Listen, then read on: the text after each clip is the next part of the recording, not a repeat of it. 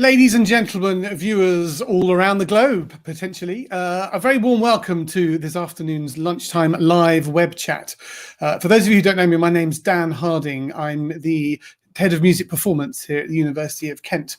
And one of the more excitingly adventurous ways in which we've been sort of engaging with people online is to catch up with various university alumni who were involved in the music department while they were here at Kent studying for all manner of other degrees, and to find out what life's been like since they left, what they've been up to in the interim, and what they've been doing over the past year. And it's been quite exciting to see that several of them have been engaged in potentially very exciting creative projects at a time when creativity and the arts was really suffering, and continues to do so. Actually, it's been refreshing to see how some alumni have actually been taking the opportunity to be more creative. So we've seen earlier in the year, I was talking to one alumna, Catriona, who's been involved in costume making in the Bridgerton series on Netflix. Recently, I was chatting with Steph Richardson, who had over last year set up her own fashion brand.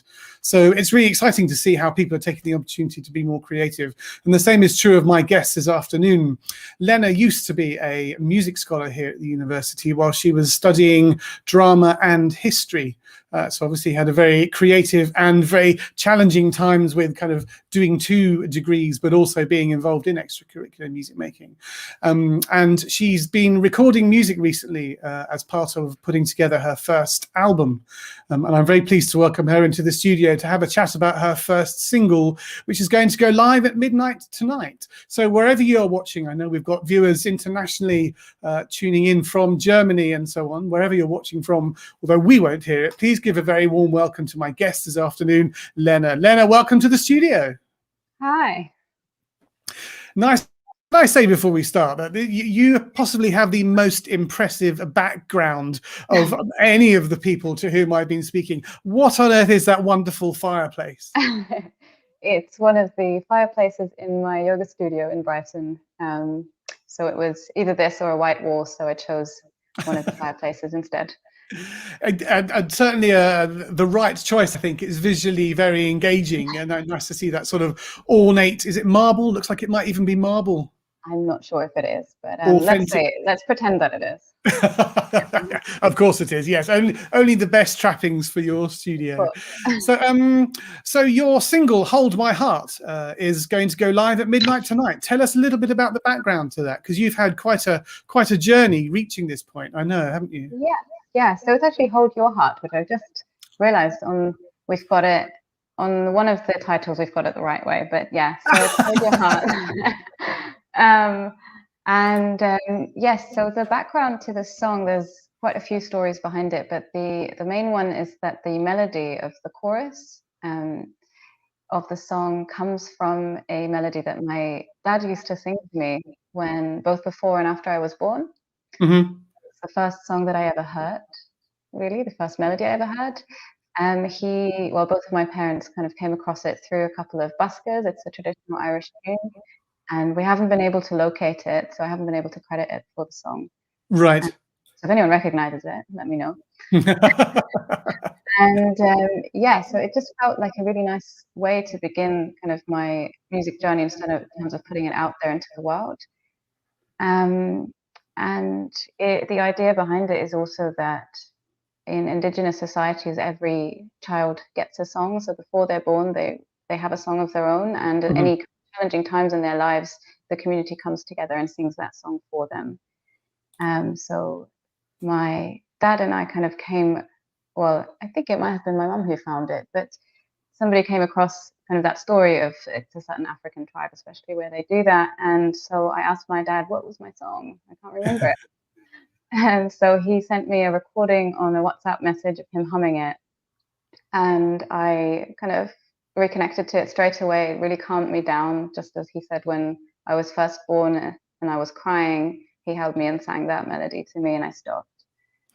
So I felt that connection to it again. So I started to play around with it on the guitar. I found the chords. I had these lyrics come to me very quickly. They just kind of popped into my head, as they do sometimes. And then I left it for a little while. And a few weeks later, I was kind of playing around with it again, and I came up with the melody and the words for the verses as well. So that's how it came into being. And that's really lovely. It's nice to hear that there is that kind of very personal connection that you've had to that particular part of the song for so long, you know, something that's come through from your childhood. And reading reading your website over the past week, that's something that you reference. You talk about the importance of the voice as being a direct sort of connection to your inner childhood, don't you? What that's obviously something that's very important to you.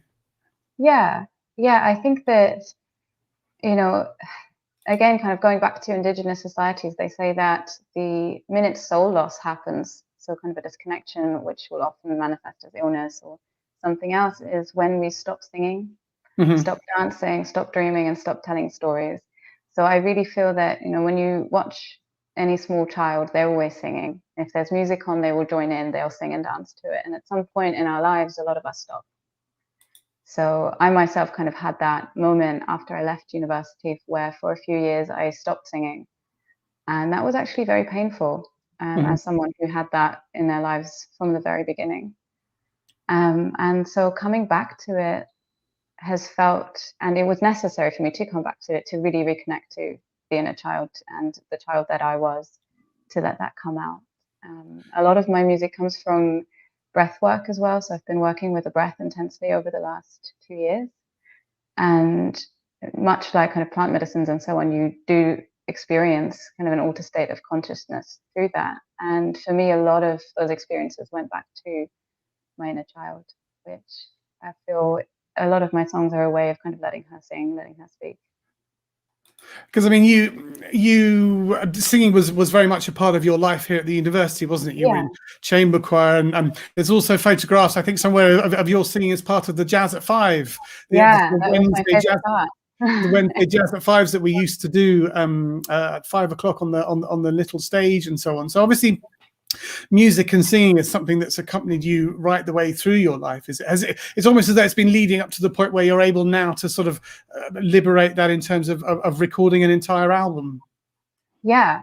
I mean, I'm at the very beginning of the journey of recording an album. So I've recorded 2 songs so far, and the intention is there, but it's going to take a little while. But yeah, I think, you know, I mean, when I think back to both university and school, half of my time was really spent either in music or musical theatre, either backstage or on stage. And that's kind of what I was living and breathing. So having a disconnection from that was very difficult, and reconnecting with it has been a really healing experience.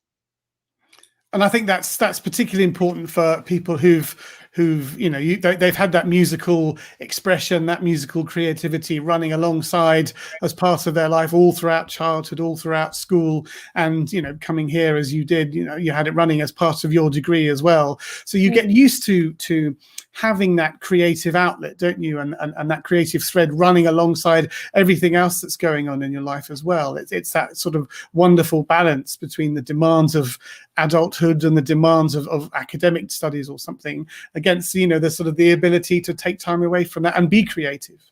Yeah. So as you say, you're at the beginning of that journey. When did you start writing the material for your album? It was about, well, we're coming up to 2 years in September. So I had a surgery for an ovarian cyst. And after that, I went straight a week later into my first transformational breath seminar, where I worked intensely with the breath. And after that, it was like something, a valve had opened. So all of these songs kind of started to pour out of me. Right. It's something that I've always wanted to do. And as a teenager, I wrote my own songs, but, you know, it was a very different kind of thing.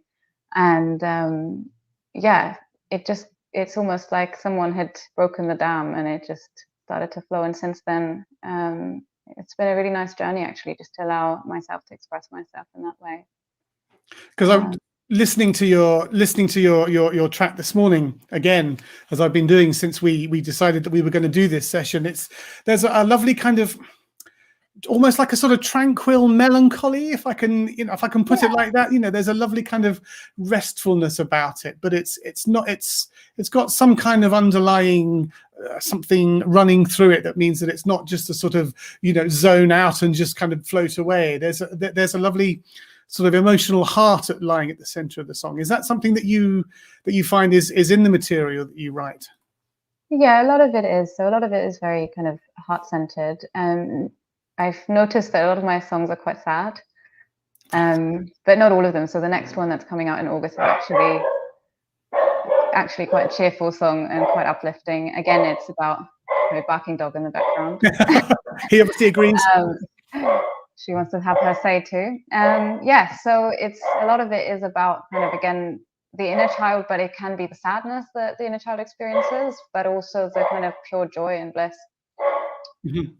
Yes, and it's there's we've talked before, haven't we, about how in some ways it's quite difficult to pigeonhole the sort of the musical style that in which your music sits. In marketing and promoters and so on like to stamp something with that's emo, or that's folk, or that's gospel, or that's rock or something, but actually your music sort of almost seems to sort of slip through that sort of immediate categorization. Yeah, at least in terms of conventional genres. So a lot of the people I listen to and I'm inspired by, and also my community, are more in the kind of medicine music genre. But again, it doesn't quite fit into that, because medicine music is often kind of more chants and so on, which mine isn't. But that's the kind of people that it seems to appeal to, with maybe kind of elements of indie folk and so on. But yeah, whenever I try to put myself fully into one genre, it doesn't work out. But I mean, that's quite a good thing in a way, although it makes it very hard to sort of know where to sort of present your music, or so someone can immediately stick a label on it that an algorithm can pick up and bring into a sort of automatically generated listening library or playlist or something. It does mean that there's obviously something slightly more engagingly interesting about the music that you write, that means that it's not readily identifiable in such an easy way, for all that it makes it difficult in terms of marketing. It makes it more musically interesting to listen to. Yeah, absolutely. And I think that especially in this day and age, we're not really in that world of something fitting into one genre so much. And it's been really nice. The producer I've been working with as well, he's got a varied background, and you can kind of sometimes feel there's folk elements, there's jazz elements kind of that slip into it. But again, he works a lot with kind of medicine musicians as well, and roots and folk music. So yeah, it's been really nice to kind of explore different aspects of music without trying to make it fit. Yes, yeah. Slightly more, almost kind of stylistically a bit more eclectic, so there's a bit more diversity and so on. Yeah. What the other songs that you are writing or that you have written, do they occupy that same slightly difficult to quantify niche then? Probably, yeah. Yeah, I'd say so. I mean, the next song will probably work a little bit better in terms of kind of the indie folk genre, but yeah, a lot of them do kind of sit between the worlds. And did you find that how was your creativity last year, when obviously everyone found themselves in various stages of lockdown or socially distanced things and so on, and the opportunity for live music making was denied everyone and so on? How did you find that you were able to sort of adapt creatively and actually take advantage of the sort of enforced period of stillness to write?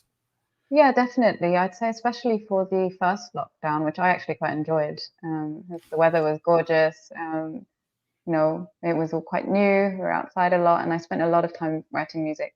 So I'd say that probably most of my songs got written in that time period. Not all of them, but yeah, a lot of them. Whereas then the later lockdowns I found emotionally quite difficult, and not that much happened creatively. I think that's true, isn't it? It was where people were able to adapt quite readily, and there was a real sense of trying to make things work in that first lockdown, wasn't there? And then when we came out of it, but then found ourselves going back into it again and again, it was slightly slightly dispiriting somehow, wasn't it, to be able? But obviously you kept going, and you're with your professional hat on. You're a yoga instructor, aren't you? Were you able to sort of keep doing that online throughout and keep engaging with people? Yeah, we were, and again, that worked really well in the first lockdown, where it was a way for us to still stay connected. Online concerts and so on, which I remember it was, even as a kind of participant, I was watching a lot more things and being involved in a lot more things in that first lockdown. And then as that came to an end, it really did fizzle out. So it was, I would say, especially towards the end of that first lockdown and then the second and third one, it was a bit of a struggle to stay connected to the community, both in terms of yoga and music.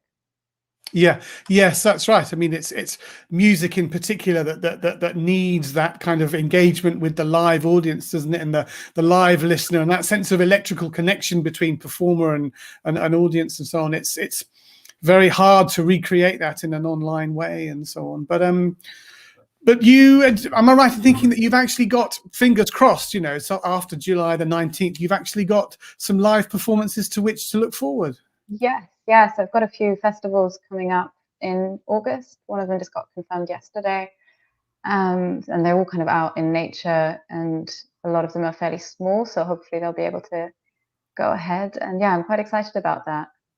Will that be the first opportunity to present your album, the album material that you've written that's ready in a live setting? In a live setting, yes. I mean, a friend of mine and I we've been supporting people in ceremonies and so on, so for very small groups. So we did one a couple of weeks ago for 20 women, Right. where we both presented some of our own material. But yeah, in terms of an actual concert, actual gig, it will be the first in-person opportunity for that. and hopefully a very welcome opportunity, won't it, to actually be able to sort of, oh yes, this is what I enjoy doing, and this is me getting back into it and so on. Because I know that you've been inviting a few people to listen to the track that's going to be released tonight. What's the reaction been like in the first instance to it? Yeah, it's been, I mean, the people who know me, obviously they haven't been able to say anything other than that it sounds great. But yeah, I've had a lot of positive reactions, a lot of, and even from I've been contacting a few playlist curators, and once I got the genre right, it worked really well, and I got some really nice feedback and also kind of acceptances that they'll share my music in their playlists. Before that, I made the mistake of just contacting folk playlist curators, and they said that they couldn't get into it vocally. I'm guessing Oh, that really? it just wasn't, not interesting enough for them. So it's interesting to get that kind of mixed feedback depending on what someone's background is as well. From And the also, people who I'm targeting, I'm getting really good feedback. Yeah. I guess it's that thing, isn't it? As we said earlier about how sometimes it's quite difficult because you can't readily pigeonhole it and so on. Yeah. But there's that lovely. I think that's something that's obviously important to you, and that planting a new seed and opening a new branch with your kind of music. It's very much about that sense of organic connection, isn't it? That sort of, Yeah. so there's a real sort of connection between you and your influences and the experience that you're bringing to the music that then you unfurl in your creative way on the album and so on. What's the plan for after tonight then, when the album's been released? So I am waiting for the first mix of my next song, which I recorded earlier in June. Mm-hmm. So I'm going to kind of prepare for that release, which will be sometime in August, prepare for festivals, and then I've got my next few days in the recording studio booked for September. Right. Slowly working towards creating that album. And when do you think the album may, when are you looking to have the album completed by? I'm hoping sometime next year, but yeah, we'll see. Because I travel every time that I go into the recording studio, and of course it's also not a cheap affair. It's not going to be an immediate thing, but in a way that's quite nice to kind of spread it out. And I've also learned since then that with releasing music, it's actually best not to just drop an entire album onto people if they don't know you that well yet. So just kind of giving them little tasters. Sort of teaser tracks and so on, and individual things, Yeah. I guess, are a way of luring people in, and to sort of experience the whole album when it's released. And is that something that you've always been looking to do? Have you always had it, whether you realize it or not, perhaps the sense that at some point you would create, start writing and put an album together? Or was that because of your sort of recent experiences, it sort of unlocked that? Yeah, a little bit of both. So I've always wanted to kind of have music as a huge part of my life. As a teenager, I wanted to be in the West End. I wanted to be in musical theatre, so it was definitely a very different way of expressing that music. But yeah, it's always been there. And then over the last few years, I've really wanted to write music, and I've kind of felt that block every time I tried emotionally, just because there were some things that I needed to work through. And since that dam's broken, it's kind of happened organically. But yeah, it is, in terms of just performing and having music as a huge part of my life, that's always something I've wanted. And it's that sort of integrity, isn't it, between you and what you're creating, rather than it being a conscious decision. Now I'm going to write something in this particular style and make a success of it. It's obviously been a sort of organic thread running throughout. What sort of music do you listen to? What's your sort of musical interests that might be discernible in the album that you're making?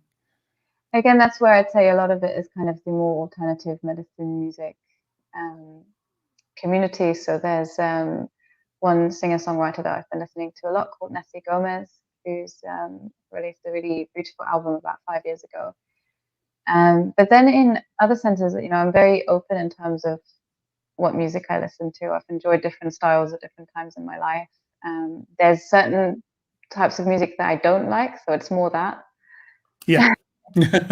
So mainly the more kind of popular genres, but other than that, I'd say anything kind of in the folk, roots, jazz, medicine music, kind of through yoga as well. A lot of kind of more ambient and drone kind of tracks as well. So yeah, and is there like a unifying theme or an overarching concept that sort of is governing the way that the album is unfolding as you're writing and recording the songs? Or are you just kind of feeling your way? Is there a unifying thread that sort of brings the whole project together? Not intentionally. So in a way, it is very much just about feeling my way into it and see what happens, see what song wants to be recorded as well. So sometimes I change my mind. But I do notice that there's certain kind of themes that run through it. So because a lot of them have come out of breath work, the things like the word breathe come up a lot, or breath.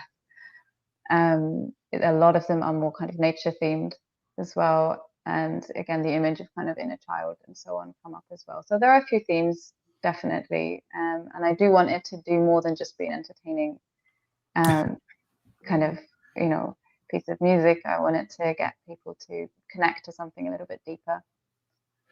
That's something that you talk about on your website, isn't it? It's about painting particular pictures or sort of opening up a particular landscape that you then invite the listener to accompany you on. It's reading about your sort of working ethic, if you like. It's very much about creating a space, it seems, that you then invite the listener into, rather than present sort of banging it down in front of them and going, here it is. It's a bit more sort of inviting in terms of, right, here's a space, come along into it with me. Is that right? Yeah, that's right. That's kind of what I would like to get across. So I'd like it to be an experience and an emotional journey. And for people to, I mean, this happens in all music in some ways, but for people to find their own connection with the songs, so that it's not, I mean, of course I tell my stories too, but at the end of the day, it's about how they resonate with it. That's the thing, isn't it? You listen to writers talking about how they write a novel, but as soon as they then release that into the world, when it's published, it's no longer the novel that they wrote, because everyone comes to it with their particular background and their own emotional baggage and their own history. So it becomes a novel.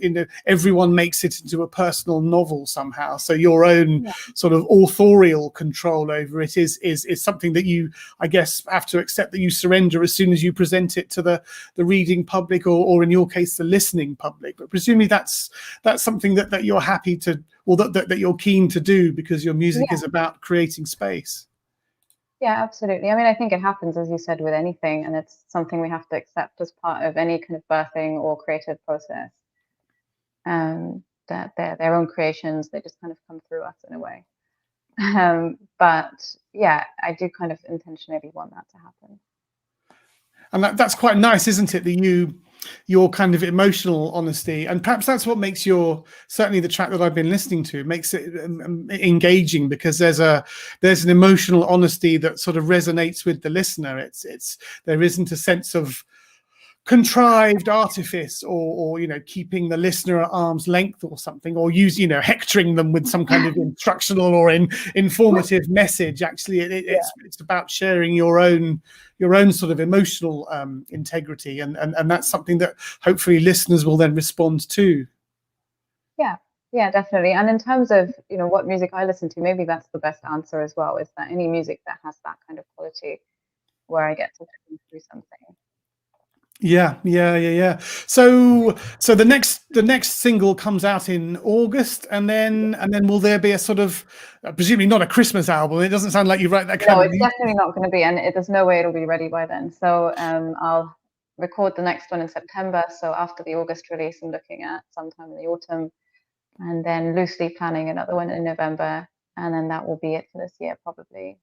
But yeah, just slowly bringing them all together, and also trying to be open to kind of what wants to happen and not trying to force it too much. No, that's right. I mean, I think certainly with all the changes that everyone's kind of currently going through, as we're waiting for the situation to change and hopefully improve and so on, it's very hard to kind of map out the way that life is going to progress. You can sort of put notional things in place. Well, I think this is going to happen, and I'm hoping this is going to happen. But that degree of certainty seems to have, is something that we haven't had. So I guess it sounds like the way that you're putting this project together means that you're receptive and open to those changes, which means that your project can adapt and blossom, rather than find that it can't progress because it can't unfold in exactly the way that you envisaged it. Yeah, I think that's been my biggest lesson over this past year, really, to just kind of go with the flow a little bit more. So I definitely can reflect back on kind of my more controlling streaks, especially with running a business. And in a way, I feel like this past year has given me permission to let go of that, and also to fill my time with other things. I had so many plans for last year, and none of them happened. So this year, I'm just trying. There's a lot of things happening in my life that I'm really excited about, but I'm also just trying to not, control or plan them too much, and just put the intention out there. It's also a way of kind of safeguarding against disappointment, isn't it? If you sort of step back and say, well, this is what I'd like to happen, but I'm receptive to things changing slightly, rather than sort of building in disappointment because that's exactly what your heart's set on, and then it doesn't arrive because the shape of the year doesn't unfold in the way that you were expecting, and so on. Yeah, that was last year. I've learned. And is there because as you say, you run a business as well as pursuing your own creative project, is there a synergy or a link, do you feel, between what you do in your yoga teaching and the way that you write music and the creative plans that you unfold? That's a good question. Probably yes. I mean, I wouldn't say specifically with yoga, but just in terms of working with people, working with human beings, and their feeling bodies, their emotions, everything that comes up. So both with yoga and breath work, and I've also started training as a voice therapist. So with all of those, we can really see how we all have our emotional ups and downs. We all have our trauma. We all have joy as well, and connection, and we're all looking for that. So I feel like maybe it's made me more empathetic, and therefore more receptive to this kind of music. And yeah, so I mean that's it's quite.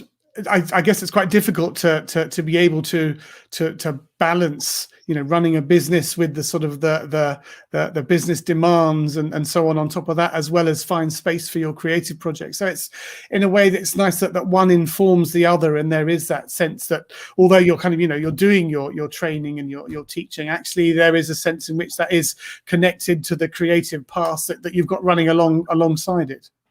Yes, definitely. And I've also got to say that my team have been amazing. So whenever I go off recording, and I've just announced to them that I'm going to be away for most of August for festivals and so on. So they've always been amazing at just, stepping up and covering classes and looking after the place. So without that, it wouldn't really be possible.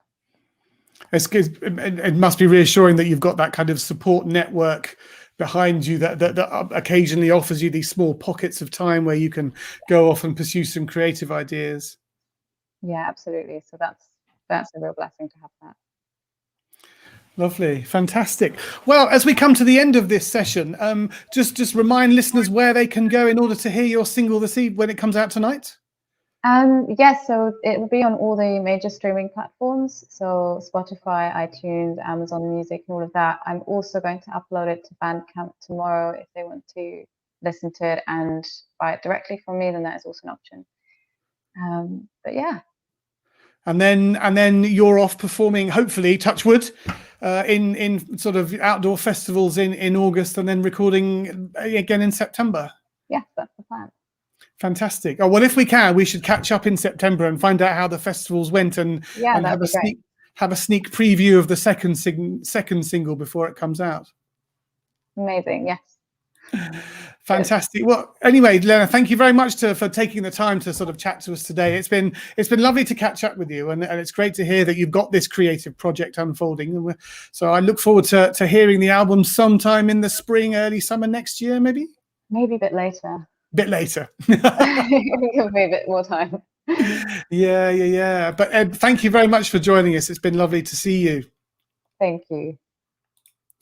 And thank you to everyone watching, and those of you who've been watching on catch up afterwards. My thanks to my guest Lena Younes this afternoon for taking the time to come and talk about her creative background and the single "Hold Your Heart," which will be released at midnight tonight. So do go to the usual listening platforms and catch up with that. I've been Dan Harding. It's been a pleasure to be here this afternoon in the virtual studio with my guest Lena. So thank you to you all for watching, and we'll see you again soon.